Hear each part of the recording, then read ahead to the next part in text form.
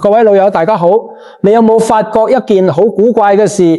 有啲人間屋裝修好普通，甚至有啲殘舊，但你一入去無緣無故就想坐低，心入面特別安穩，坐幾耐都唔覺攰。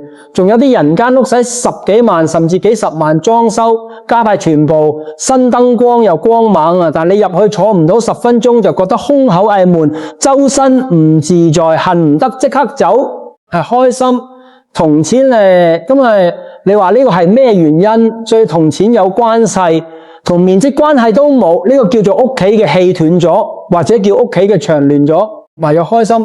我研究呢方面好多年，慢慢先諗通一個道理：屋企唔只係你住嘅地方，屋企係你第二層皮膚。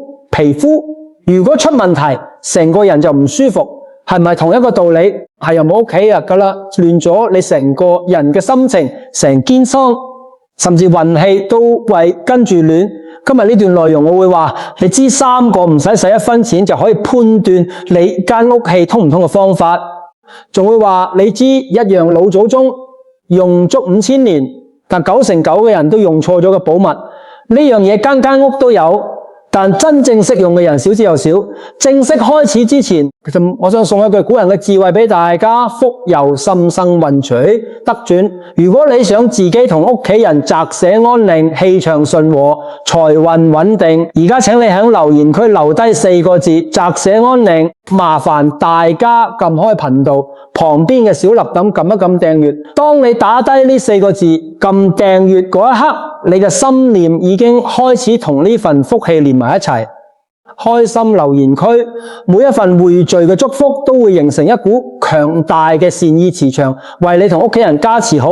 我哋正式開始第一個信號，你一返屋企就拖低，就唔好咪開心。我先問大家一個好實在嘅問題：你每日出邊返來推開大門嗰一瞬間，你係咩感覺？你係覺得終於返屋企啦，成身放鬆，定係覺得點解又返來，心入面好攰？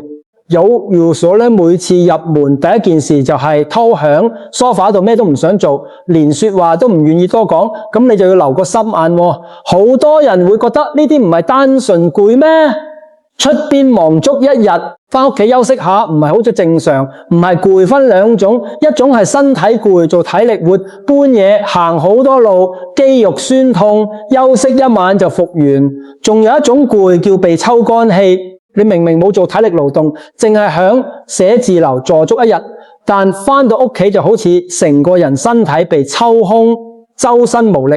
呢種攰嘅根源唔係響你身上，係響你間屋。你諗下，如果間屋氣唔通，就好似一隻漏氣嘅波，你帶住一日嘅能量返屋企，本嚟想充電，點知一入門，能量就被間屋靜靜抽走，你坐得越來越虛弱，越唔想喐。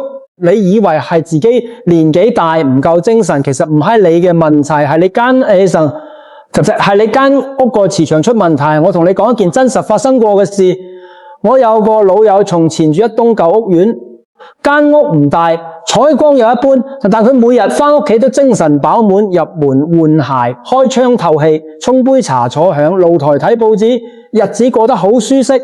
後來佢個仔買咗一間大單位俾佢，裝修靚到爆，但係搬入去住唔夠半年，呢個人完全變樣，放工唔想返屋企，寧願響車入面坐住食煙，都唔願意上樓，就咪時新入門，就躺喺梳化，邊個同佢傾偈，佢都覺得煩。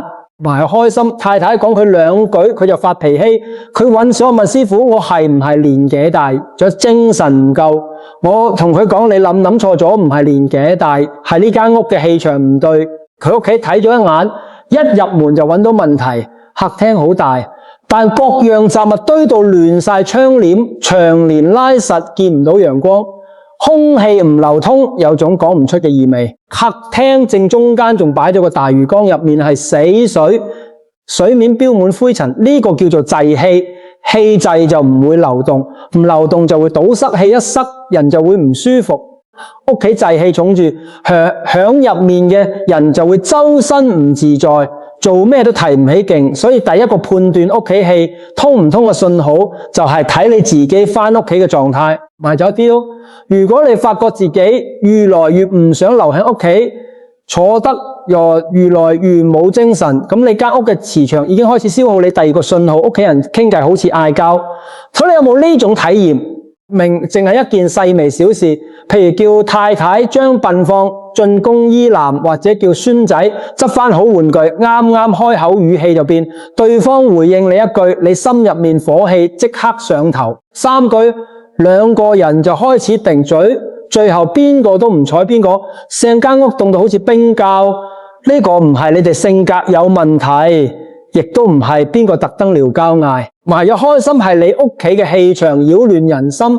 我同你講一個道理，大家返屋企可以觀察下，如果屋企能量場處於躁動狀態，就會令屋企每個人變得敏感、急躁，好似一鑊燒滾嘅油。唯有開心，滴一滴水落去即刻炸開。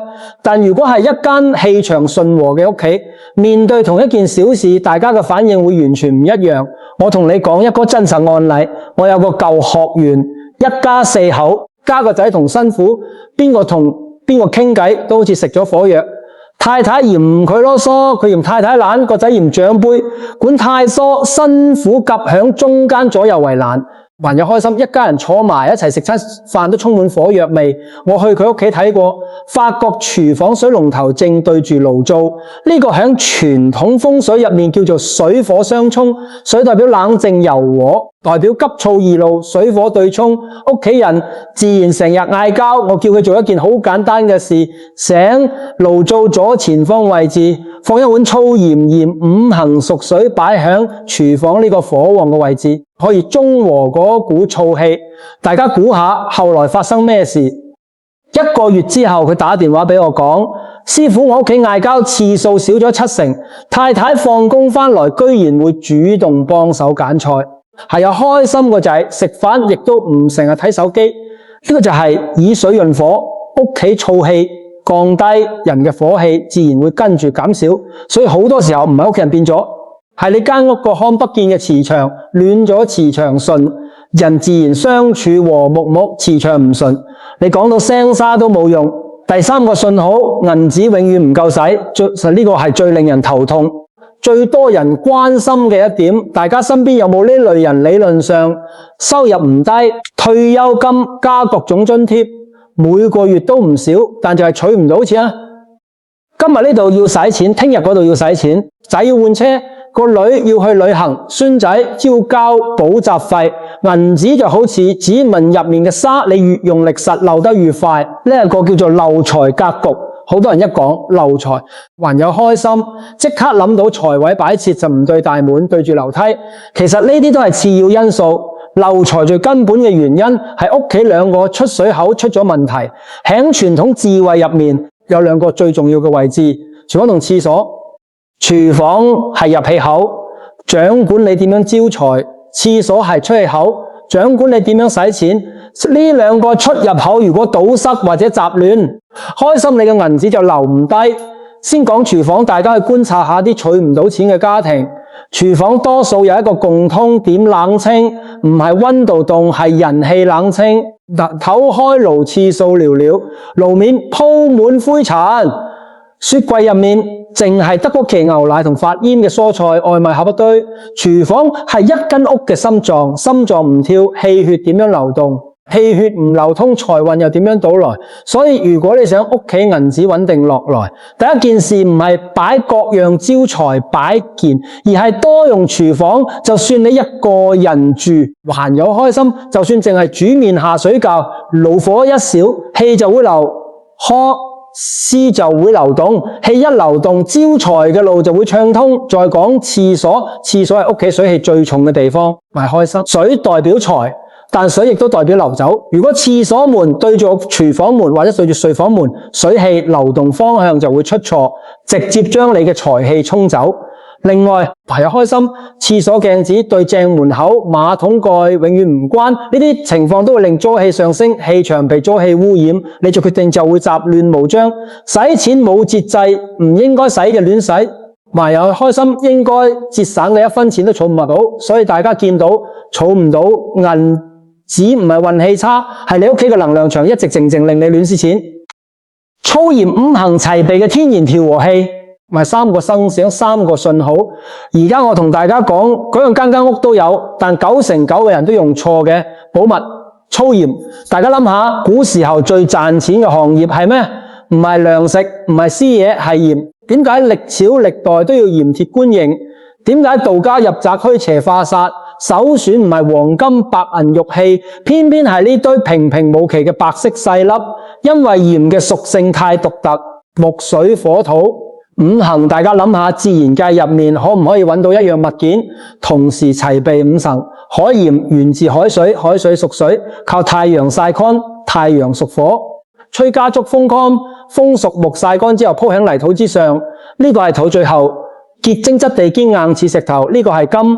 海水陽光，風大地，結晶你開心。水火木土金鹽樣樣齊備，佢係大自然唯一一樣5行俱全嘅物質。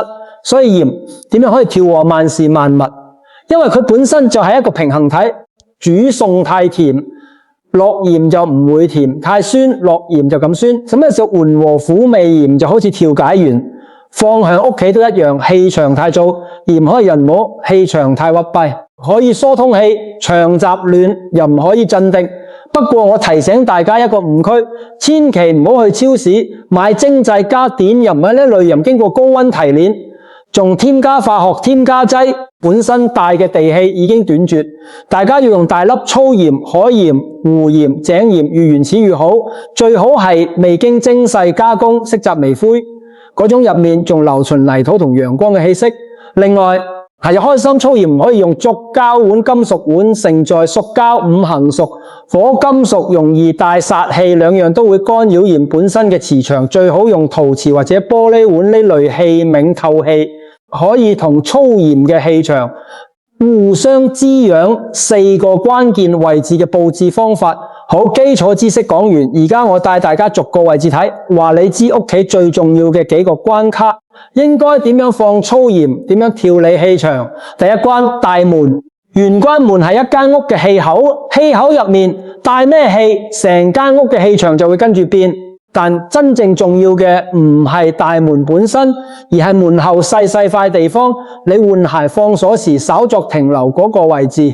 呢個地方就好似海關外面入來嘅各樣氣場，先經過過腦，先可以執屋。好多人門口堆滿鞋，橫七拍八，仲有異味，一入門就見到一大堆鞋，呢個叫做氣口堵塞，所有氣全部塞喺門口。屋企入面氣場再好都冇用，所以第一件事，將門口執拾乾淨之後，響門後左手邊地面或者鞋櫃上層放一碗粗鹽。點解要左手邊？唔係開心，你企喺屋企入面面向大門，你左手邊係青龍位，青龍掌管貴人財運正途，粗鹽擺喺青龍位就係請佢將入門嘅氣先行過腦，好嘅氣留低，雜亂煞氣化解。陶土碗或者深色瓷碗，普通飯碗大小裝8分滿粗鹽。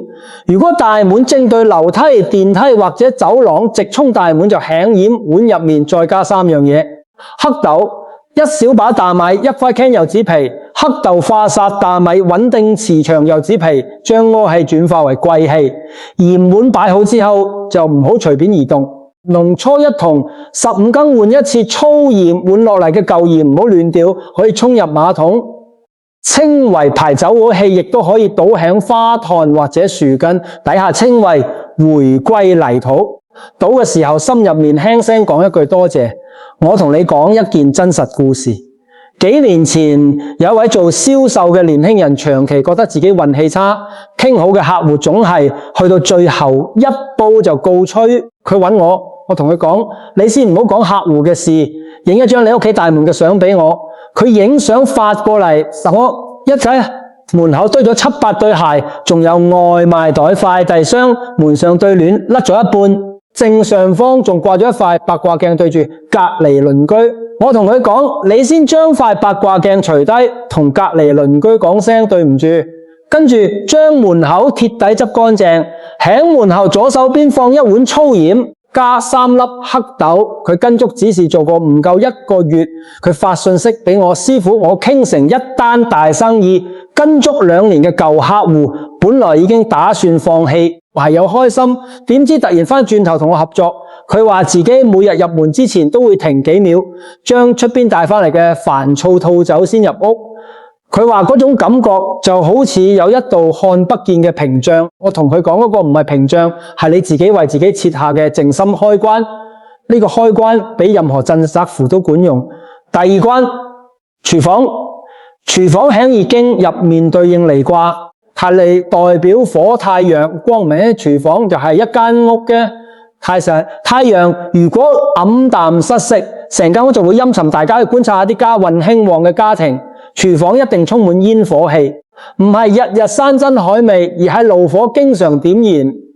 爐火一燒，氣場就會流動，氣場一流通，人嘅幹勁就會上來，人積極進取，財運自然會到來。唔係開心，所以你要做嘅第一件事唔係放粗鹽，而係開爐。就算你唔識煮餸，每個禮拜最少煮3次麵都要點燃爐，火苗一年，屋企氣場就會開始循環流動。喺爐灶左前方放一碗粗鹽，左前方係青龍位，煮平和柔和粗鹽熟水，擺喺左前方，剛好可以潤和火旺之氣。揀白色陶瓷碗，粗鹽裝7分滿。爐灶最少1掌距離，唔好貼近高溫火源。仲有一個容易忽略嘅位置，雪櫃。現代家庭嘅雪櫃等同古代糧倉，糧倉唔可以空。雪櫃壓縮機會產生躁動，氣場令人容易衝動腦，瘋狂囤貨，最後食物過期丟棄。呢個就係財來財響。雪櫃頂部放一小碗粗鹽，擺喺左邊或者後方，對住雪櫃門。呢碗粗鹽可以吸收雪櫃帶出嘅燥氣，令你感時變得理性克制。第三關，睡房人一世有1/3時間喺床度度過。係開心睡房嘅能量直接影響呢個睡眠質素，夫妻相處甚至個人內耗嚴重程度。你床頭係唔係堆滿雜物書、電器、水杯、老花鏡？呢個犯咗2個禁忌。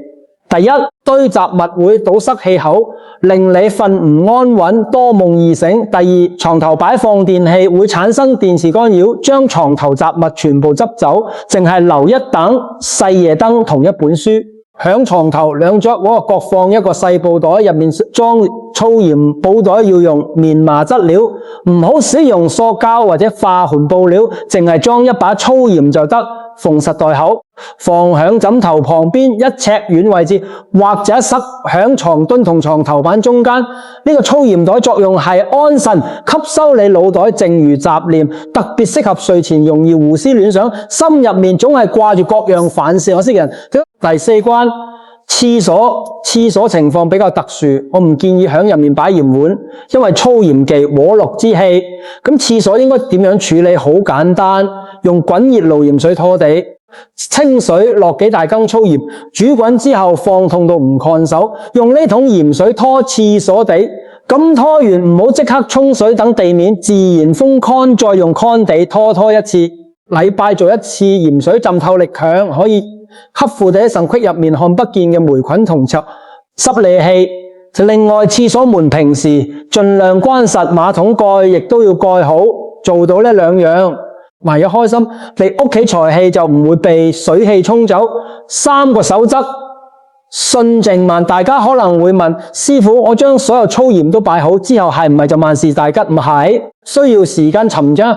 你播下1顆種子，唔可能第2日就開花結果。你擺低1碗粗鹽，亦都唔可能第2日就發大財。家運在時甚係緩慢，不知不覺發生。還有開心，你最先感受到嘅唔係銀紙變多，亦都唔係孫仔考試攞高分，而係你心入面唔會再容易心浮氣躁，返屋企唔會成日煩躁，同伴侶傾偈語氣變得溫柔，坐低飲茶睇報紙，呢個就叫做氣順茶睇報紙，各樣好事自然會慢慢到來。送大家3個守則。第一，唔信則無效，唔係粗鹽會揀人，係如果你一直抱懷疑心態去驗證，你心入面嗰個我唔相信嘅念力會抵消粗鹽所有調和作用。唔做就唔好擺，做咗就要信。信唔係迷信，係一份真誠嘅信任。唔好四處炫耀，就屋企擺好風水炫耀。有啲人屋企擺好風水佈局，就中意同隔離鄰居老友講：你知唔知我擺粗鹽超靈？講出口嗰一刻，你心入面滋生炫耀之心，佈局嘅氣場力量就會散掉。靜靜地做好，自己知就得。第三，唔好急功。近嚟你為一棵樹淋水，唔好第二日就將樹拔出嚟睇根有冇生長。俾足時間，氣場改變，以月為單位。第一個月感受自己情緒變化，第二個月感受屋企人相處氣氛，第三個月先會見到外在事宜財運出現改善，還要開心。最後我想同大家講幾句心底說話。而家好多人中意斷捨離，將屋企幾十年舊雜物全部抌晒，以為換新嘢就係全新開始。我同你講，你抌低嘅唔係舊物件，係回憶，係家族嘅根一塊，用足3代人嘅砧板，切過無數團圓飯嘅餸，一張舊木椅，坐過無數長輩，呢啲物件承載嘅回憶就係屋企嘅根。根抌走，就會氣場飄浮無一，就心嚟翻新維修保養，但唔好隨便抌走充滿家族回憶嘅舊物件。就算係一隻舊碗，一隻舊羹匙，如果用咗好多年就繼續用落去，還有開心。佢就係你屋企嘅定海神針，打你屋企如同栽花。你俾間屋幾多平和包容嘅氣，間屋就會回贈你幾多好運。你將屋企氣場調和順暢，還有開心。唔需要四處求神問卜，各樣好運自然會主動上門揾你。睇到呢度，相信你係真心在意自己間屋，屋企人請你閉埋雙眼，心入面默念一次你最掛嘅人、伴侶、仔女、孫仔，之後響留言區打低4個字：家人平安。由一開頭你打齋擇寫安寧到而家家人平安，你已經潛意識為自己間屋畫出一個完整圓滿嘅磁場。呢個圓入面有你嘅心念力量，有你嘅溫柔，有你想令屋企變得更好嘅心意。唔使心急，唔使慌。由今日開始，返屋企之後望一眼門口係唔係乾淨，爐灶有冇煙火氣，鹽滿粗鹽仲滿唔滿。慢慢你會發覺嗰間令你身心疲累成一身煩屋企，唔知由邊一日開始突然變得溫暖舒心，埋開心。呢個就係打理好屋企氣場嘅真相。祝大家擇寫安寧，家人平安。我哋下期再見，拜拜。